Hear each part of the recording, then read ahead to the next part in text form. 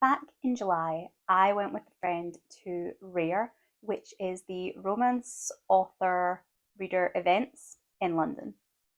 This was a full day's worth of meeting and talking to authors, narrators. I think there were maybe some publishers there. We bought a ton of books and we got quite a lot of freebies, some of them from the author, some of them from different publicity companies, some of them from the event itself. I have a full haul video for the books that I personally brought home, and I will link that in the description below. For all these freebie books, my goal was to try authors that were outside of my comfort zone, authors that maybe I wouldn't have picked up a book off my own bat, things that maybe were genres and tropes I don't usually read. The entire haul split quite nicely into two camps: romantasy and contemporary romance. I've already put out a vlog where I tried a chapter from each of my romantasy books and then let you know whether I enjoyed the book and whether I thought the first chapter had really hooked me, whether I planned on keeping the book or unhauling it. In this video, I'm going to go through the books I have left over. These are largely contemporary romance, but there is one historical romance on the list as well.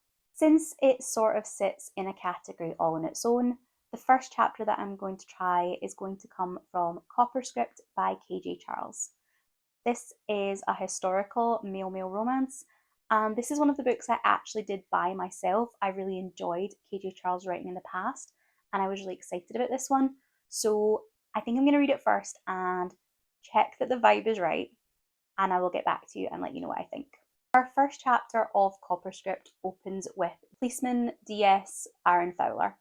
His cousin has just come to him because his fiancée has broke up their engagement based on the recommendation that he isn't someone to be trusted that she got from a graphologist. I think that's how you say it, which is basically someone who analyzes handwriting to get a feel for someone's personality.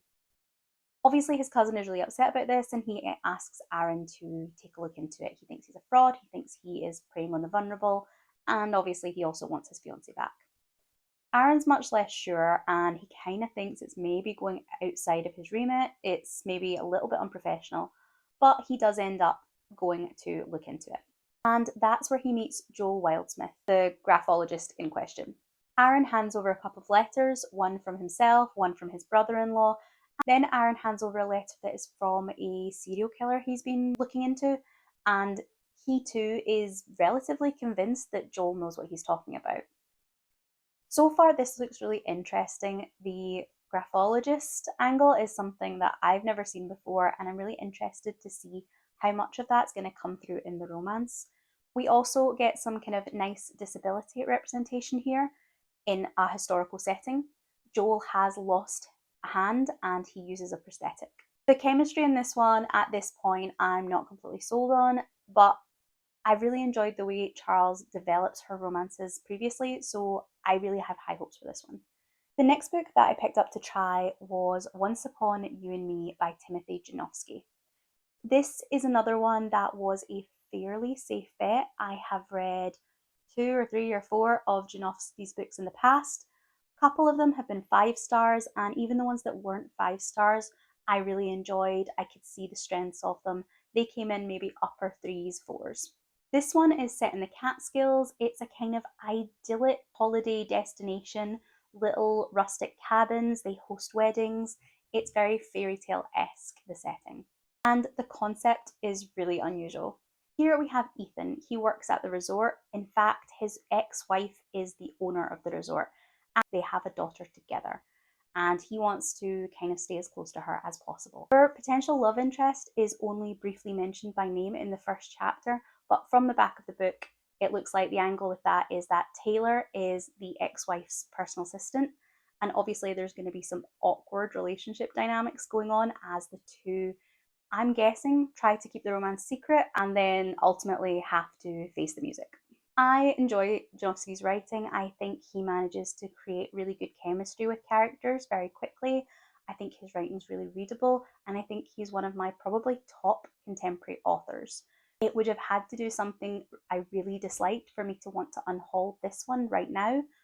I was a little bit surprised that we didn't get more of an angle into Taylor, but then in this vlog I'm only reading chapter 1 and I think chapter 2 will be Taylor's point of view.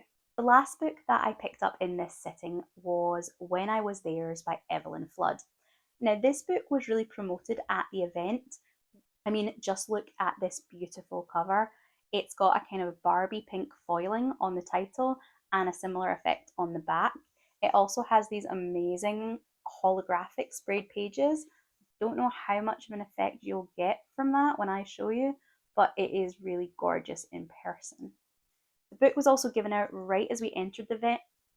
The book was also given out right as we entered the event, a copy to everyone. It wasn't one of the freebies that you had to go up and kind of either take or request. It came with a little tote bag and some goodies. I think Evelyn Flood is one of the sponsors of the event. So I was really hoping that I was going to enjoy this one because it feels like if I was going to read one of them, it should be this. However, the first chapter is only 6 pages, so it's really hard to tell what I would think of the book from 6 pages. In it, we meet Emmy, who is a waitress. She is massively overworked and massively underpaid. At this point, she's talking to her friend and co-worker about which one of them is going to cut off early. It's also mentioned, which I do think is interesting, and I wonder if it will come up later, is that the friend slash co-worker has a daughter who is once again unwell. And I'm thinking if this is a kind of billionaire boss romance story, then maybe that money angle is going to factor in. Other than that, not much happens. Amy is overworked and distracted, and she stumbles into a guy at the bar. He's really attractive, and that's really where we cut off. Honestly, I don't know that I'm going to continue this one. I might try another chapter because 6 pages really doesn't feel enough to get a good insight into it. I didn't dislike the author's writing, I just haven't found anything that makes me particularly want to continue. So I have read another 2 first chapters for this vlog, and the first one is Think Outside the Box by Olivia Hale. My first chapter gave me about 8 pages out of around about 250, and it sets up our main character, Freddie. She has just moved into a new apartment and she mistakenly gets some mail for the apartment's previous owner. The mail is a really glitzy, expensive looking invitation, which subtly hints to a kind of secret masked sex party. Freddie is about to start a new job. This is a new stage in her life, a new adventure. She decides, why the hell not? She turns up at the party. We have lots of glitz and lots of glamour and lots of kind of scene setting. And then she bumps into an attractive man. Literally all that happens in this chapter, it's not a whole lot. We spend more time really getting dressed to go to the party than we do any plot event. But I did think you got quite a good sense of Freddie's personality from that because she was just getting dressed. There was lots of time for kind of, retrospection. I really like the author's writing style. It felt very smooth. The plot's maybe not the type of thing I would usually be interested in, but the writing itself I enjoyed, so it's a strong possibility. Then we have Never Date a Roommate by Paula Otomi. This one was really interesting. I hadn't been expecting much from it. The reason I picked this one up is because it is fake dating, and fake dating is my favourite romance trope. But actually, I was really intrigued. This is about Sol, who is a game designer. She has moved from Brazil to Copenhagen to work for a game design company. Her lease on her rent is about to run out, and if she can't find somewhere to stay, she's going to have to move back in with her mum back home in Brazil. She's kind of disillusioned and uninspired at work at the moment, so although she's not thrilled about going home, she's also kind of accepted her fate. But then her boss calls her in for a meeting and he says that there are some big opportunities on the horizon and she is one of his prime 2 candidates for this new opportunity. She is determined to stay and find somewhere to live in Copenhagen so that she can get this promotion. I was really excited to read this one because I visited Copenhagen, I think it was last year, and I fell in love with the city. I'm really excited to see it in fiction. From the sounds of it, the author is writing from her own experience as someone who has come from Brazil to live in Copenhagen. I always think that you're best tour guided around a city by someone who didn't actually grow up there but has lived there for a long time, because a lot of the quirks of different cities are things that the people that have always lived there don't consider worth mentioning because it's so part of their existence there. One of my favourite things when we were in Copenhagen was being told about the tradition of tying people to lampposts once they hit 21 and dousing them in cinnamon and sugar to sweeten them up to help them find a husband or wife. And it was something so normal that no one that lived in Copenhagen had thought to tell us. But when we were walking past on a walking tour, this whole little square smelled so strongly like a bakery, it smelled of cinnamon. Our tour guide was from Romania, and she explained how, when she had asked, people had been really surprised that that wasn't just something that she knew, and she shared that with us. So I'm hoping that when Otomi is talking about Copenhagen from Seoul's point of view, we're gonna get that local but not native viewpoint, which I think make the best tour guides. This one is very, very high on the probability that I'm gonna keep it. So I have another couple of updates for you. I have read the last two contemporary romance books that are in this Try a Chapter vlog, and both of them were a surprise. The first one that I picked up was Up to No Good by Charlie Novick. This is a relatively short book. It comes in about 190 odd pages, and it's a holiday romance male novella. The opening chapter only took me to about page 8, but I did meet our protagonist Max, his brother T, and T's fiance George, who is also Max's best friend. And if that sounds a little complicated, that description is presented pretty much as I said it in that opening sentence. And it just read to me like a really clunky way of introducing our characters. I felt that that kind of flowed through those first 8 pages. We were told about Max's past relationship that failed. We were told how George and T got together, how Max found out they were together. And it all just felt very much like info dumping. I actually did wonder if I've missed a book. As far as I know it, this is a standalone novella, but it wouldn't surprise me if there's a novel that comes first where these guys are maybe the supporting characters. It very much felt like I was being caught up to date with something I was supposed to know, and it didn't feel like an entirely natural way of setting up the story. In this opening chapter, Max, George, and T are racing through the airport, heading off on a holiday vacation. It also happens to be George and T's anniversary coming up, so Max is a little uncomfortable about the idea that he's going to be a third wheel at this ski lodge. He decides that to make up for that, he's going to plan something truly spectacular for his little brother and his best friend's anniversary. This, along with Copperplate, this was the book I was most excited to get to in my entire rare stack. Not just these contemporary romances, but all of the romantasy I'd done on my previous vlog as well.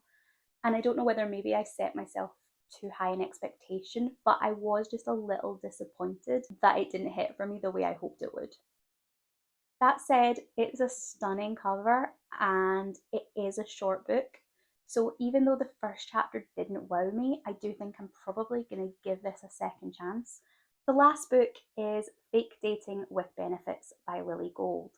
And this honestly was one of the books in that contemporary stack that I was convinced was going to be unhauled straight away.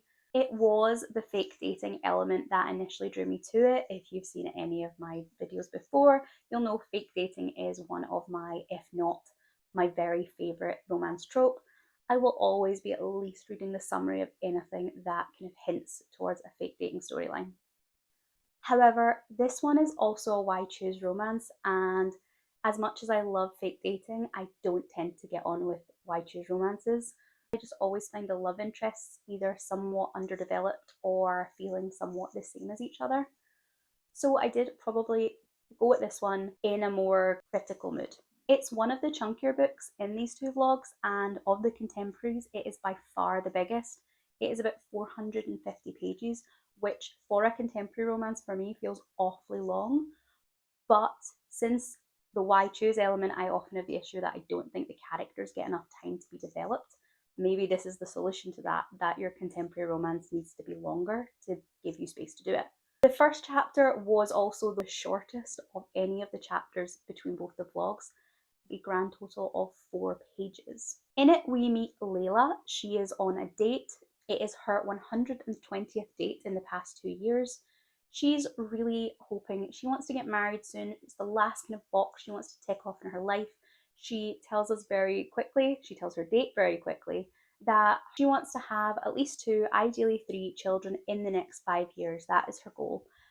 Her date, as I would expect from anyone on a first date, thinks this might be jumping the gun a little bit, and he makes a break out the bathroom window. And just as Layla is going to take her food home in a doggy box and leave, her attractive neighbour Zach sits down at the table next to her. At first, I thought I was going to dislike Layla massively when she has that awkward moment on the date where she's like, I want to have kids now.